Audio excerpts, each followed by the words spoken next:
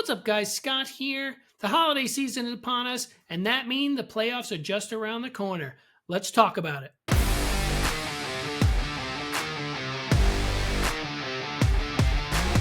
All right, it's Thanksgiving week. Week 12 just finished. Let's talk about what I'm thankful for. First off, I'm thankful that the Patriots are 10-2 and currently in first place in the AFC, at least until they have their bye and allow the Colts and the Broncos to catch up. But very happy with what I'm seeing so far, although the game against Cincinnati this past weekend was quite scary.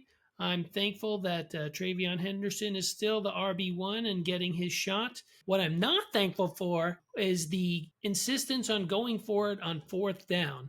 The Bengals stopped the Patriots on a fourth down try, and they also stopped them 9 other times in the red zone when they could have kicked a field goal, and the points, they would have had a 10-point lead at that time and would have made the late part of the game when the Bengals were rallying and trying to come back when the Patriots are only up by 6. They could have been up by 9 at that point. It would have been a 2-score game at that point, and the Bengals wouldn't have had enough time to do that. But the Patriots decided to make it more interesting, going for it on fourth down. I didn't realize Mike VRABLE was such a fourth down guy. I thought that was really just a Dan Campbell thing, who always seems to go for it on fourth down. The Giants had another fourth down issue. We'll talk about that when we get to their game. But I just don't get the going for it on fourth down. They could have been up those 3 points that they decided to just ignore and a chip shot field goal made that game with the Bengals unnecessarily close at the end and unnecessarily stressful for the fans who were watching that game at home. I think the Patriots were lucky that Jamar Chase was missing his game for spitting on Jalen Ramsey the week before against the Steelers.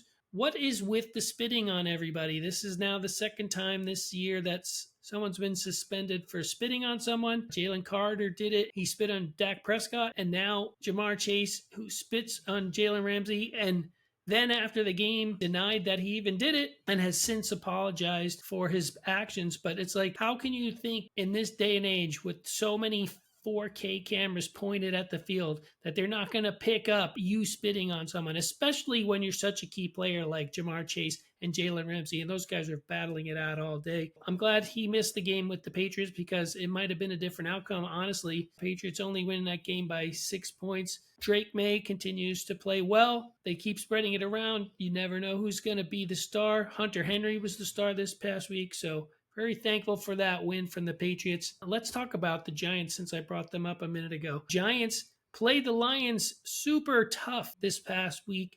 Should have won that game. Up by 10 late. For the 5th time this year, they've blown a double-digit lead late in the game, which now led to their defensive coordinator, Bowen, getting fired and letting Jahmyr Gibbs on the first play of overtime run 69 yards for a touchdown was just completely embarrassing. Jameson Winston, he played great for the Giants. He even caught a touchdown pass, broke a tackle. If I'm a Lions fan, I'm a little worried. Playing the Packers, this is going to be a tough game. Both of these teams are trying to keep pace with the Bears, who are 1 game ahead. And the Lions' offense just doesn't look quite right. They're scoring a lot of points, but something just looks off. I don't know what it is. I don't feel like they're using David Montgomery as much as they've been. I mean, Jahmyr Gibbs has been amazing, so it's understandable why he's getting more carries. Amon-Ra St. Brown is not getting the kind of explosive plays I'm typically used to seeing from him. And last week against the Giants, Jameson Williams didn't even get 1 touch of the ball. He's explosive. He's got that big play potential. He can catch the long ball. He does jet sweeps. He can run the ball. I just don't know why they're not getting him the ball. I feel if this was last year, he would have been involved in the offense. This year, Dan Campbell's been calling the plays. The offensive coordinator's been calling the plays. There seems to be a lot of confusion of them trying to figure out the Lions' offense. It'll be very interesting coming up this week against the Packers. They really need this win, in my opinion. Both teams need the win to keep pace with the Bears and try to stay in playoff contention because it's starting to get tight and we're seeing it's becoming clear who the leaders are.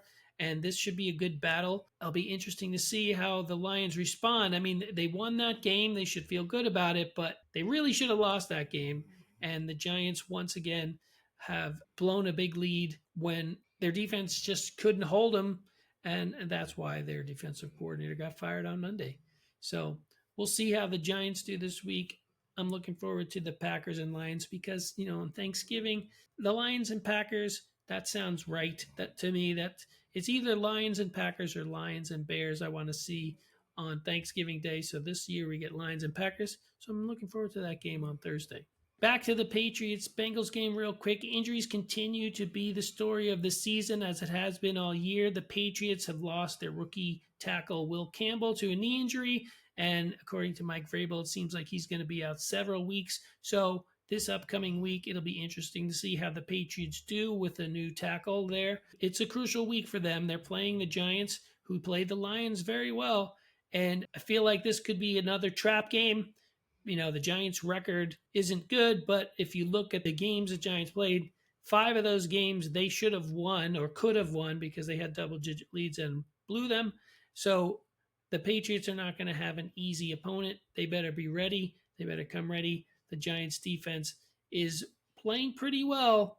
They just can't seem to hold out at the end of the games and get off the field. So I'm a little nervous about the upcoming game on Monday night with the Giants. The Bengals in that game also, they lost T. Higgins in that game against the Patriots to a concussion. He hit his head after trying to make a catch, and you just knew right away if you were watching, as soon as his head hit the ground, his hands came off the ball. And so T. Higgins will be out this week, but the Bengals will be getting Jamar Chase back and Joe Burrow. So we'll see how the Bengals offense looks this week, Thursday night against the Ravens. Speaking of the Ravens are now poised to take control of the AFC North. They're 6-5 and tied with the Steelers, who are struggling. And the Steelers were without Aaron Rodgers this past week against the Bears. It's looking like Aaron Rodgers might play in the game this week for the Steelers. The Bengals have a chance to play spoiler and ruin some teams' chances. Joe Burrow is coming back, as I've already said. You look at it and see the stats in line that it says they have about a 1% chance of making the playoffs. So why come back? It seems like Joe Burrow has always dreamed of playing on Thanksgiving Day, and seems like he's going to get his shot this Thursday. It is Thanksgiving, and I am thankful for football all day long on Thursday. Thanksgiving means watch football all day long and eat some turkey. There's a Friday game this year with the Eagles and the Bears on Amazon Prime. So, folks, if you want to watch it, get your Amazon Prime subscription now. But the big game I'm looking forward to on Thursday is the Cowboys and the Chiefs. Both the Cowboys and the Chiefs won this past week, and they both desperately need to win. They're both fighting. They're both on the edge of the playoffs. They're both like the 10th team in the AFC and NFC, respectively. And they need to win desperately. Any loss at this point, their playoff hopes could be dashed. And the Cowboys having that tie in their record, which we talked about earlier in the year, it's going to muck all these things up. Packers are in the same boat with that tie. So the Chiefs came back and won their game against the Colts last week. That's a game they probably should have lost, but it's the first close game they won this year, and they really needed it. And they're in desperation mode right now. And so are the Cowboys. And the Cowboys last week just looked really good. Their defense is starting to look good. Those trades are starting to pay off. Quinnen Williams is settling in. He played a lot of plays for the Cowboys. They look pretty good against the run. Still not great, but definitely much improved from earlier in the year. And they're starting to click on all cylinders. And I think one of the biggest trade that has worked out for the Cowboys this year is not any of the trades they just made at the trade deadline. It's George Pickens' trade, because he is the number 2 receiver in the league behind Jackson, Smith, and Jigba in yards and catches. It's kind of amazing what he's been able to do for them. He showed flashes when he was with Pittsburgh, but this year, especially after CeeDee Lamb went down earlier with an injury, George Pickens really stepped up and embraced that number 1 receiver, and he's looking like a number 1 receiver right now. And I guess we're going to be looking forward to next summer when the discussion is, are they going to pay George Pickens? And Jerry Jones is going to play games with his contract and drag it out and make some sort of soap opera. But let's not talk about that now. We'll see it soon enough in the summertime. But George Pickens is playing great. The Dallas offense can put up a lot of points. They can run the ball, they can pass the ball, and now their defense seemingly can stop people when they need to. So the game between the Chiefs and Cowboys on Thursday is probably going to be the most hard fought because both of those teams are desperate for a win. I mentioned the Chiefs beating the Colts last week, and the Colts really need to rebound in week 13 over Houston. But Houston also came off a huge win beating the Bills last Thursday in a very surprising win, at least surprising to me. I didn't expect their defense to be as dominant as they was. Josh Allen, if you saw that game, there were shots of him as he's coming up to the line looking. He looked like he didn't know what he was looking at. He had an expression on his face that when he was looking out over the defense to try to decide what the call was, he was confused. And that Houston defense looked awesome last week. And the Colts, they blew a lead against the Chiefs here. And now they've had a lot of turnover problems the last couple of weeks, and now losing this game, this is a must win for the Colts because they look like the best team in the AFC 2 weeks ago. And now they're starting to scratch your head and wonder, like, are they going to do it? Are they going to hold on? Or are they going to collapse? So that's going to be a tough game, the Houston Colts game this upcoming week, because both of those teams, Houston's desperate to stay in a playoff race, and the Colts are desperate to not keep falling in the standings. Now they're the third team in the AFC, and they're losing that chance of having a bye and a home game if they don't start winning again. So it'll be very interesting to see if Daniel Jones can avoid the turnovers and the offense can put up some points and the defense can stop somebody. Big news in Cleveland the last couple of weeks. 2 weeks ago, Dylan Gabriel went down with a concussion, and Shadeur Sanders came in at the end of that game and then got his first start this week and won. I believe it is the first time that a rookie quarterback for the Browns has won a game since Eric Zaire, when Bill Belichick was coaching the Browns, won his first start as a rookie quarterback for the Browns. So I think Shadeur Sanders is like the 42nd starting quarterback for the Cleveland Browns in this edition of the Cleveland Browns since 1999. That's a lot of freaking quarterbacks. I don't know why everybody's been against this guy. I guess he's super cocky and confident, and he rubs people the wrong way. But man, you sure need somebody like that in Cleveland.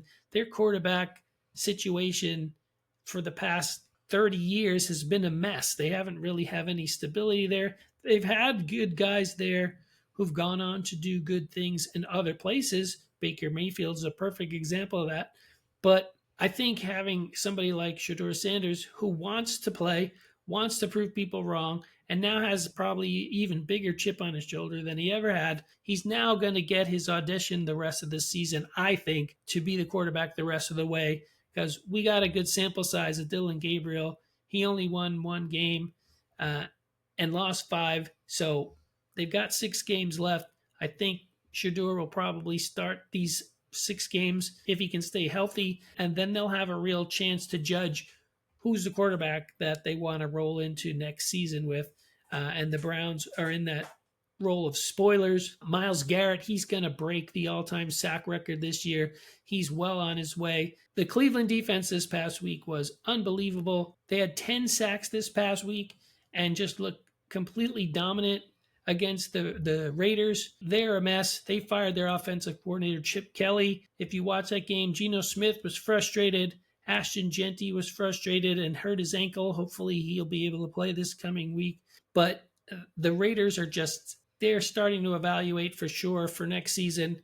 They're making coaching changes. So for fantasy football, I would say if you've got a defense going against the Raiders or you've got offensive players going against the Raiders, get them in your fantasy lineup because they're probably going to do pretty good because the Raiders, they're not a good team right now.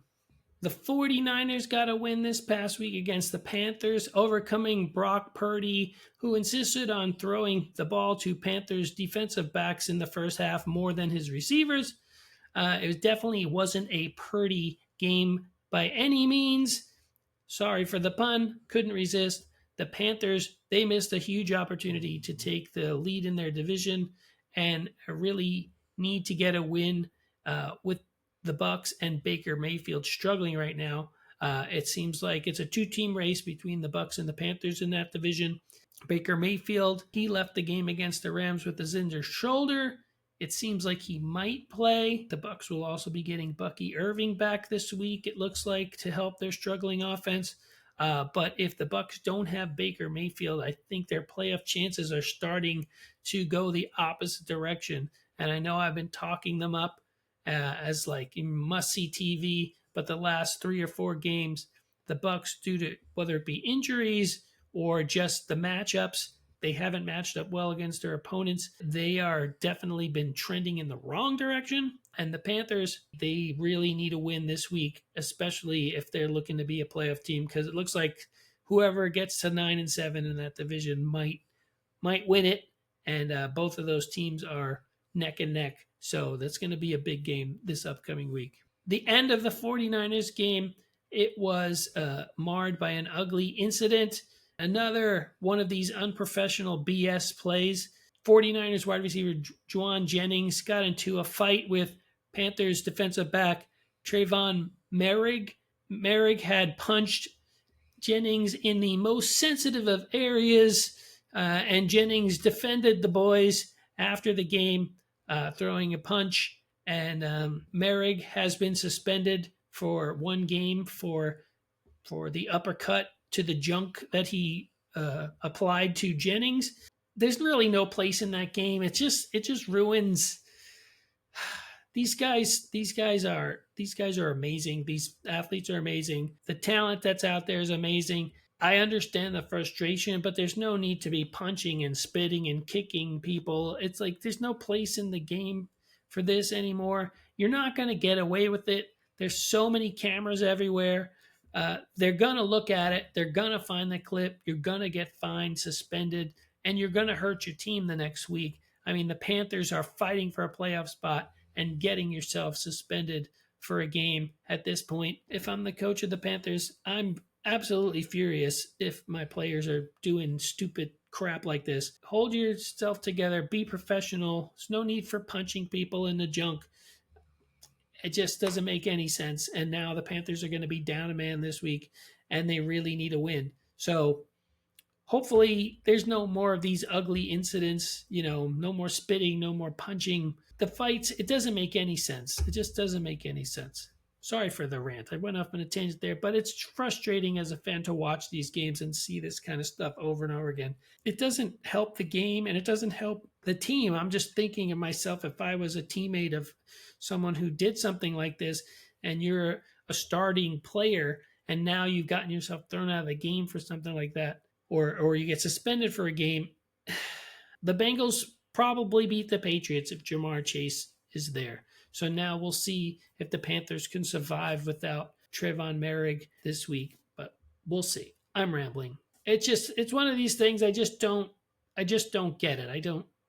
That kind of behavior has no place in the sport, and maybe I'm just being an old fuddy-duddy, but I just don't think that I want to watch a game where people are fighting and getting thrown out of games. I want to see the best players on the field. When I turn on my TV, or if I spent hundreds of dollars on a ticket to go to a game to see my favorite team, and then I watch my favorite player get thrown out for spitting on somebody, or he's not going to play this upcoming week because he was suspended for punching someone in the nuts. This is the kind of thing that gets you cut from a team at the end of the season. They're not going to do anything now because they need them, but the chances of players coming back when you cost your team games, penalties, first down opportunities for personal fouls. I think this is the kind of stuff that GMs and coaches look at and go, we don't want a guy like that on our team. The saying is the best ability is availability. And if you can't be available because you're suspended, then what good are you to the team? You're hurting the team. So, injuries happen. You can't really help that. But getting yourself suspended because of your actions, that can be helped. The coaches who've had to deal with this kind of stuff this year have given these guys an earful. And I'm just saying stuff that we all know and agree with, but it just doesn't make sense to me. I just hate it. We talked about the Packers and Lions meeting up on Thanksgiving. Both teams, they won their Week 12 games. They're coming into this game, both needing to win to stay in pace with the Bears, as we already said. The Packers, they dominated their game last week against the Vikings, and the Vikings look like they're going to be without J.J. McCarthy, who apparently suffered concussion symptoms on their flight home. And I'm pretty sure Coach Kevin O'Connell is jumping at the opportunity to get J.J. McCarthy off the field because he's just been struggling. Other than the fourth quarter in the first game of the year where they came back and win, he has, if anything, regressed instead of getting better as the year goes by. Yes, he's been dealing with injuries, but when he has been on the field, he just looks confused. He took a lot of really bad sacks in the game against the Packers last week. And like I said, I think Kevin McConnell is happy. He's not happy that J.J. McCarthy has a concussion, but he's happy he has an excuse to try somebody else a quarterback this week without having to make that decision in front of the press and stand up there and say, maybe J.J. McCarthy's not the guy. It looks like rookie Max Brosmer is going to get the start and get a lot of the snaps, especially early in the week. If McCarthy can't go, it's going to be Brosmer. I'm sure Justin Jefferson will be happy to see Brosmer in there because Brosmer will be looking to Jefferson more than J.J. McCarthy has been the last several weeks. I have him on my fantasy team, so just statistically, he's not been somebody for the first time in all the years I've played fantasy football, since Justin Jefferson's been in the league. If I've had Justin Jefferson, he's a start, no brainer. The only reason you wouldn't start him is if he was hurt or this team was on a bye.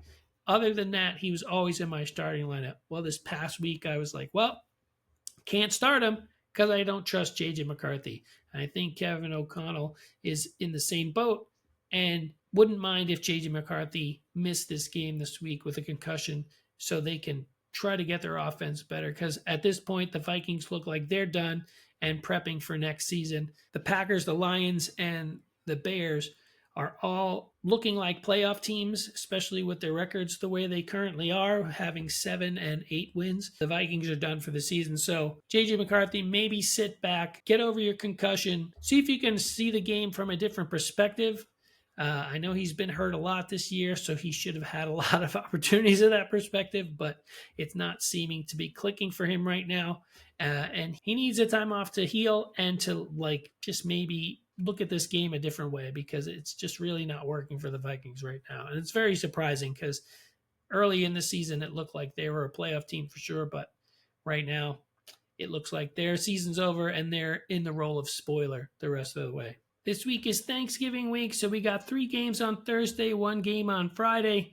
We start with the Packers and Lions. Both are battling for the division lead. It's a classic Thanksgiving Day matchup. Both teams desperate for a win. It should be a tough fight. Both teams' offenses are a little struggling, other than the Lions and Jamar Gibbs, who went absolutely crazy last week against the Giants, rushing for over 200 yards with that game-winning 69-yard touchdown in overtime. Jamar Gibbs on Thanksgiving might bring back memories of Barry Sanders on Thanksgiving, because he's got that similar style and explosiveness. So maybe he'll knock off a couple of big runs on Thanksgiving. Chiefs and Cowboys, that's the game to watch to me. Those teams are both fighting for their playoff lives, so that game's going to be a knockdown, drag-out fight, and that's the must-see game for me. Unfortunately, it falls around a lot of our Thanksgiving dinner times, especially on the East Coast. That's going to be the Thanksgiving game. I think that's going to be the toughest. Ravens and Bengals square off in the nightcap. Joe Burrow will be back playing the role of spoiler. The Ravens will be looking to win their 6th in a row and trying to put a little space between them and the Steelers and take control of that division. And then on Friday, we've got the Bears at 8-3 and the Eagles coming off a really bad loss when they blowing a 21-point lead against the Cowboys last week. They really need to get their act together. All the bickering, they can't run the ball. Lane Johnson is hurt, so their offensive line is struggling. Saquon Barkley's getting hammered in the backfield as soon as he gets the ball. Their offense and their rushing game list is a far cry from what it was last year. And if they can't run the ball, maybe they should just pass the ball, get it to A.J. Brown, get it to Smith, get it to Goddard, and get it to Barkley on passes out of the backfield, because the running game's not working and they're starting to lose their grip on that division. That was a bad loss to the Cowboys for the Eagles. They really need this win against the Bears. And the Bears, they can win games if they hang around late. They seem to win the game in the fourth quarter. If they're within a score, they seem to be able to pull off wins at the end of these games. Ben Johnson has got these teams starting to believe in themselves. Caleb Williams is starting to believe in himself. They've got a two-headed monster at running back. And it's going to be a tough game for the Eagles on Friday. If the Eagles lose this game, they open the door for the Cowboys to catch up to them and take over that division.